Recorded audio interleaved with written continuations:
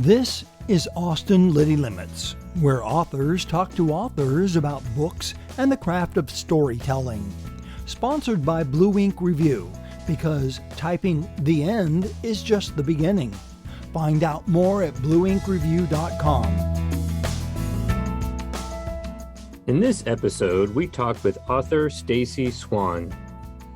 Stacey grew up outside Houston and has a Master of Fine Arts from Texas State University. She was a Stegner Fellow at Stanford University. Her stories have appeared in a number of journals, and she is a contributing editor of American Short Fiction. She's also really good at facts. Thin, pale, and young, the image of this model, born Leslie Hornby, seemed to sum up her era. Stacey. Who is Twiggy? Good for you. Two-time for 1,000. It's A former contestant on the game show Jeopardy! Olympus, Texas is Stacey's first novel.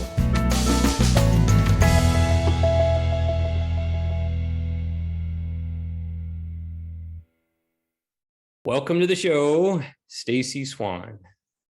Thank you so much, Scott. It's a pleasure to be here. How you been doing lately in this heat?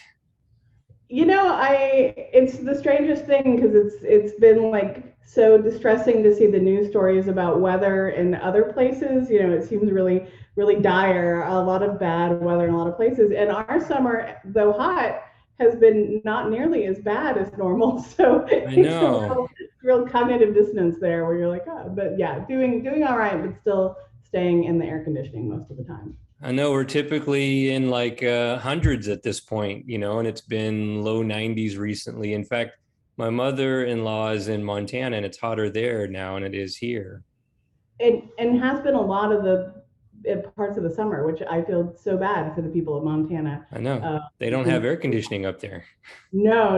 And I lived out in California, Northern California for 2 years, and my place didn't have air conditioning. And we had a heat wave, and I think the highs were like 97, 98. And I was like, how does anyone live without air conditioning? I was going to see a lot of movies. Right. Yeah, we Texans have air conditioning, right? We do it right. Yeah, everywhere.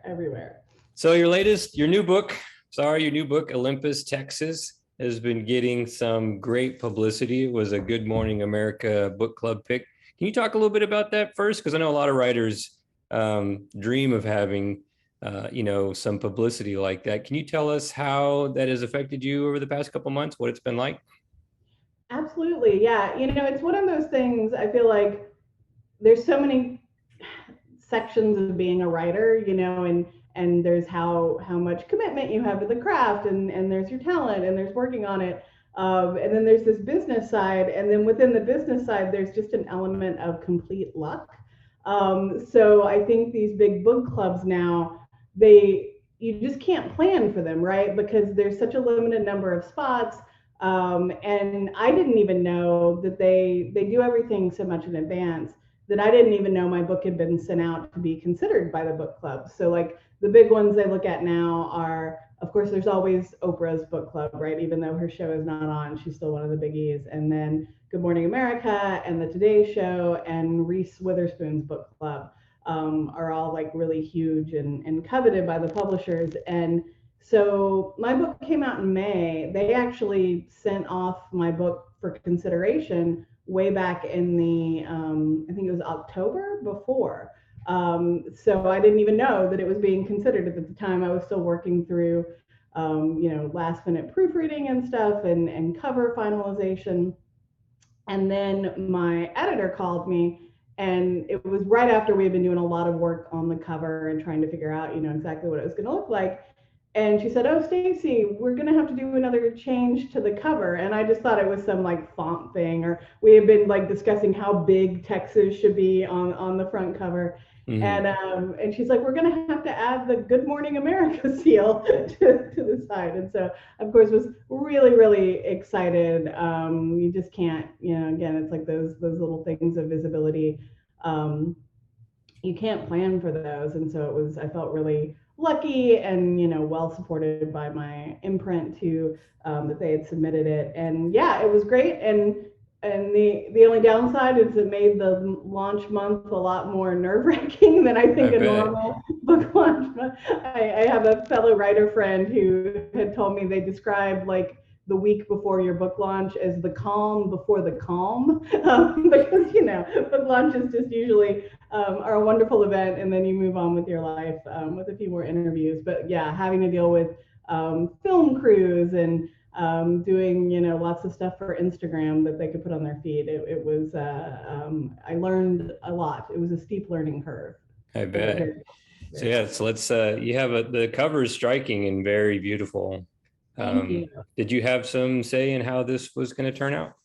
Yeah, it was really nice because you sometimes as an author hear horror stories, right, about covers, about getting saddled with a cover that you don't like. But even before we started, my editor, Lee Boudreau, she asked me like, send me a document, tell me like what you like on covers. Do you like photographs or do you like, more graphic covers? Do you like people on your cover or would you rather no people, humans be on your cover? And what things do you absolutely not want on your cover? So after a lifetime of looking at Texas and Southern covers, I was like, all right, I definitely don't want a pickup truck, especially one up on blocks on the cover. Please Right. don't put a trailer on the cover because Right. Southern, Northern, up on the East Coast, I think everyone in the South lives in a trailer apparently. Hmm. And Or I was has a like, horse.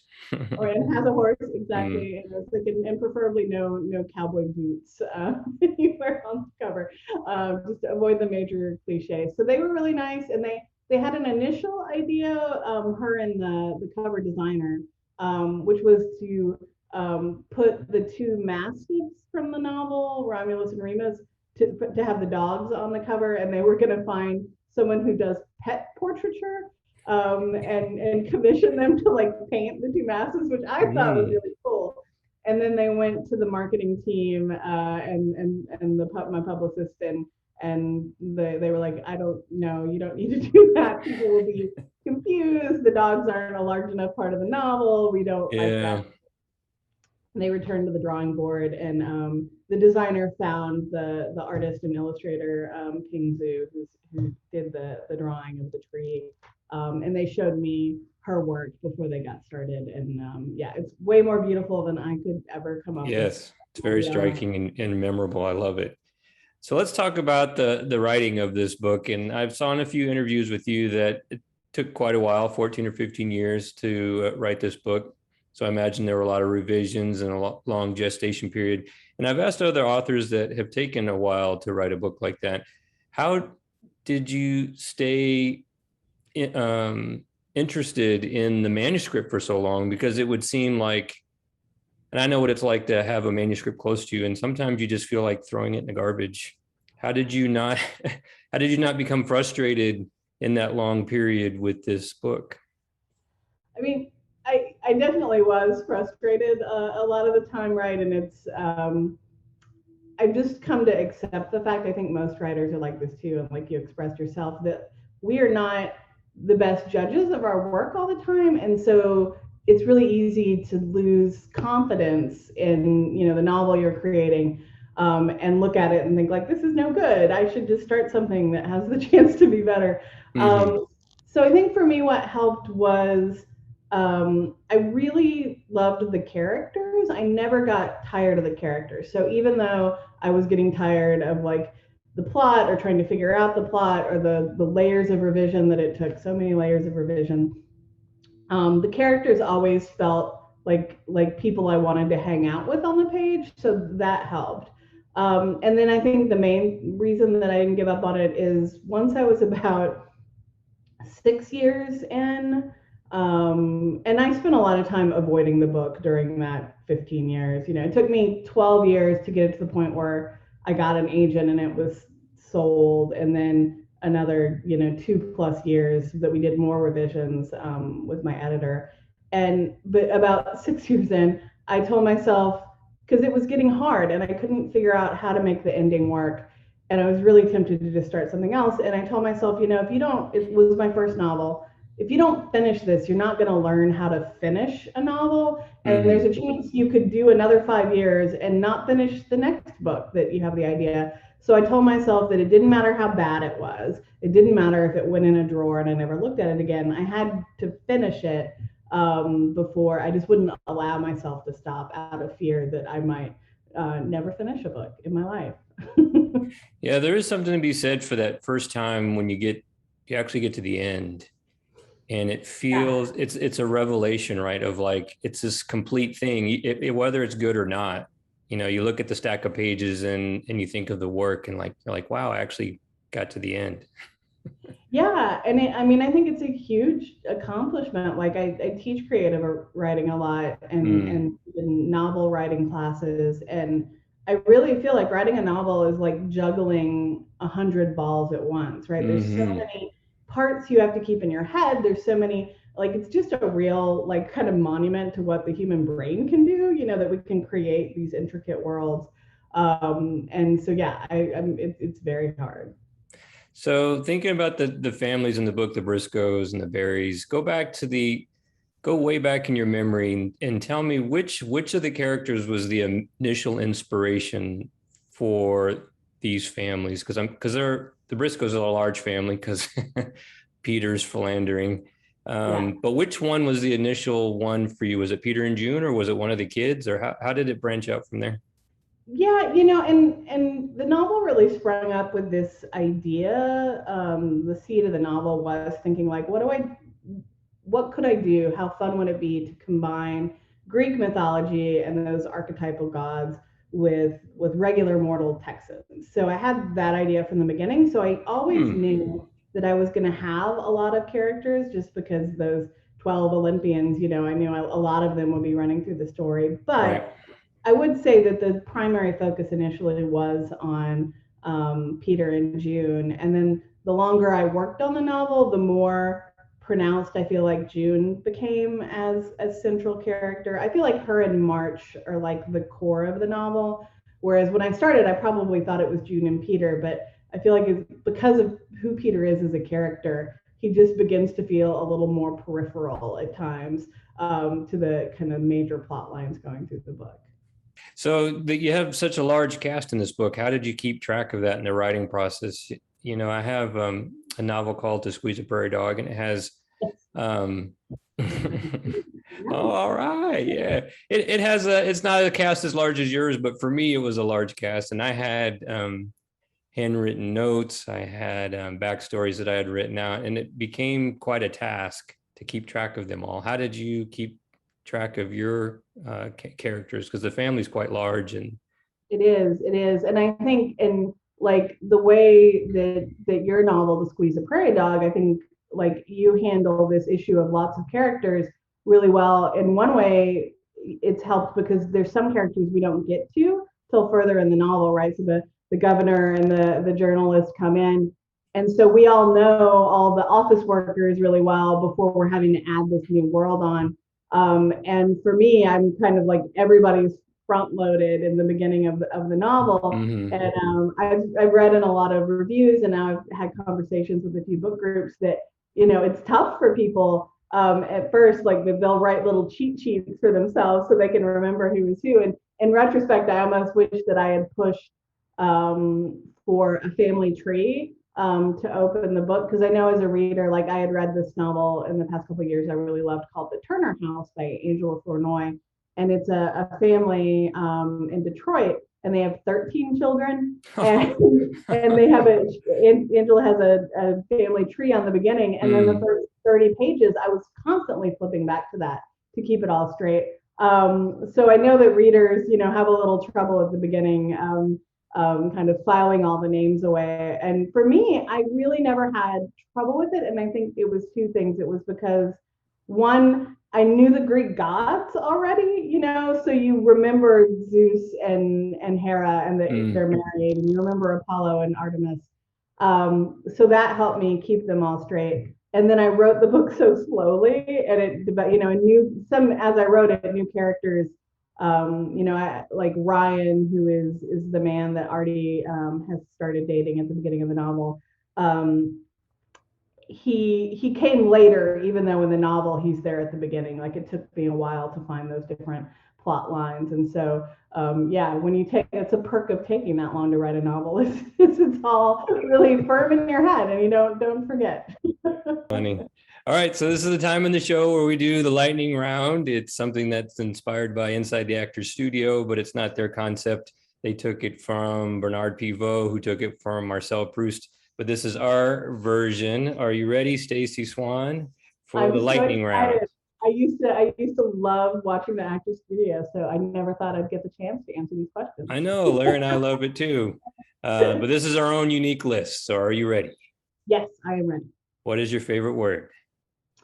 So I did think about this one a bit, and I'm gonna go with Sunday, but like ice cream Sunday as opposed to the day Sunday. So there's something about the DAE that looks really beautiful to me on the page, and of course, just a Sunday conjures such a lovely food picture in the mind. And then I always love the day Sunday as well. I have good connotations with that as like the day of rest and the day that you're kind of just hanging out, doing what you want to do, reading the paper. So yeah, I'm going to go with Sunday. Excellent. What is your least favorite word? So I have a special hatred for the way in advertising and business people use the word creatives as a noun, like the creatives in the company. It feels so weird to me to designate a human as this kind of subset of intelligence. I feel like all humans are creative. There isn't just creatives. So yeah, I don't like that one. It makes me flinch. Yeah, it's a weird word. What turned you on?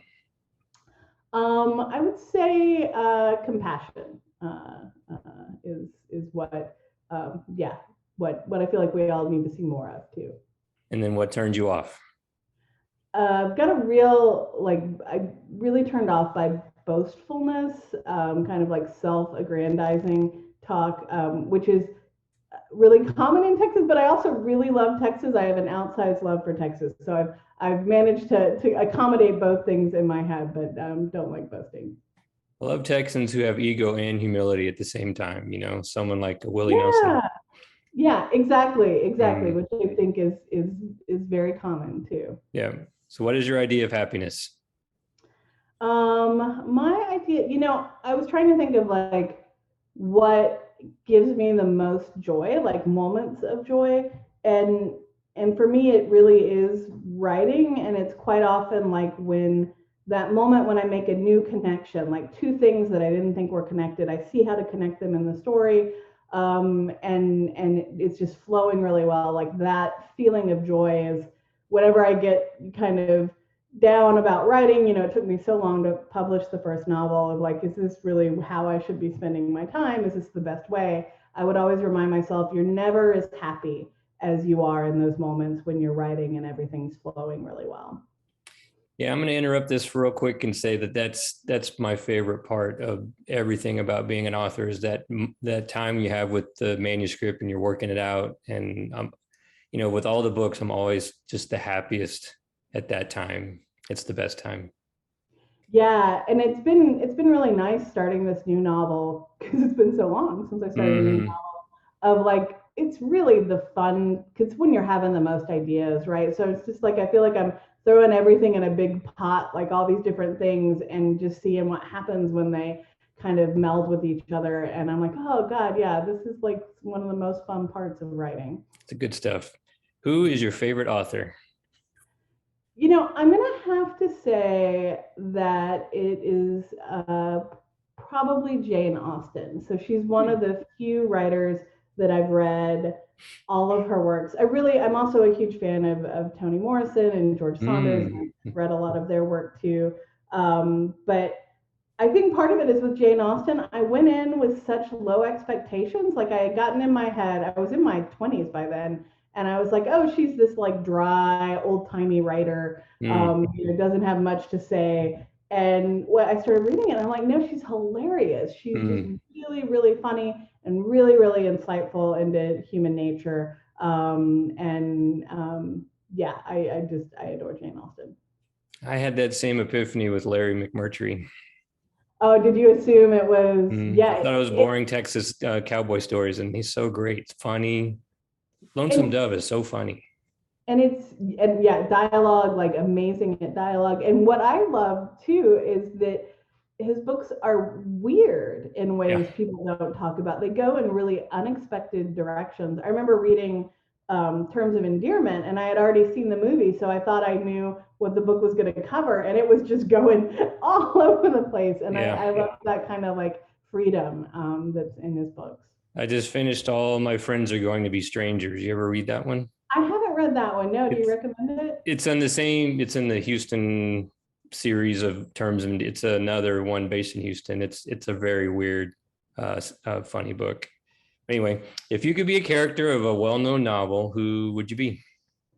This is really hard. So I was like thinking, I was like, I want someone who's doing fun things, but also not in a lot of danger, right? Like, and no tragedy befalls you in the book. And I've always been a big, as you might be able to tell from my Jane Austen answer, I've always been a big Anglophile. Like I've always really loved England. And I'm going to go with Bertie Wooster from Wooster and Jeeves, the P.G. Wodehouse comic novels.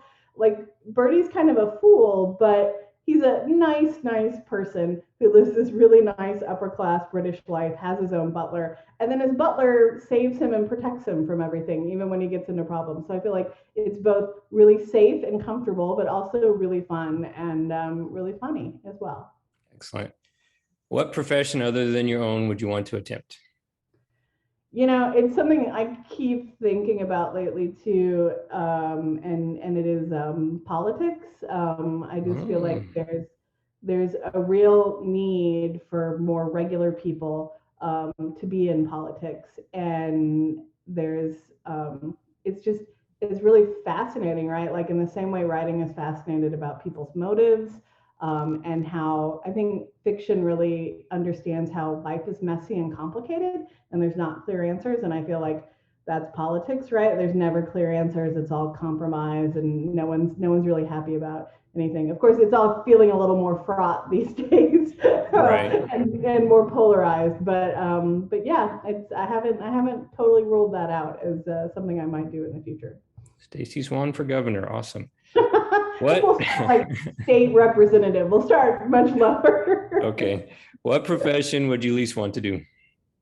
You know, anything related with like business and marketing, like there's something about that where my eyes just kind of glaze over. Like I can't find myself, you know, trying to look at like the metrics of my website to feel like how to, and that's computer stuff too, but like optimizing, you know, SRO, this and that. And it's a shame because it's a handy thing to be good at and enjoy when you're a writer, because they do expect you to take some of that marketing load on.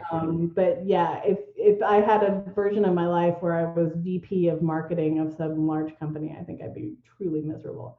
Just very rich, but truly miserable. Right. All right. Last question. If heaven exists, what would you like to hear God say when you reach the check-in desk? This is the hardest one, right? So I feel like, you know, we've all gone through a lot the past few years, you know, with COVID and you know, it just seems like a lot of darkness in the world. And so I would like to show up at the gate and have God looking very like happy and excited and just kind of put up his arm and be like, I can explain. I can explain why things are so bad down there. That would probably make me feel very happy. Excellent. Stacey Swann, new book, Olympus, Texas. Thank you for being on Austin Liti Limits. Thank you so much, Scott.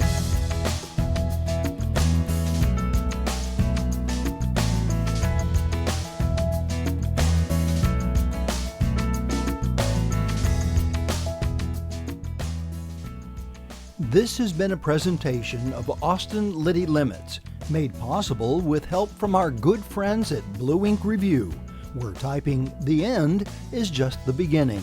Find out more at blueinkreview.com.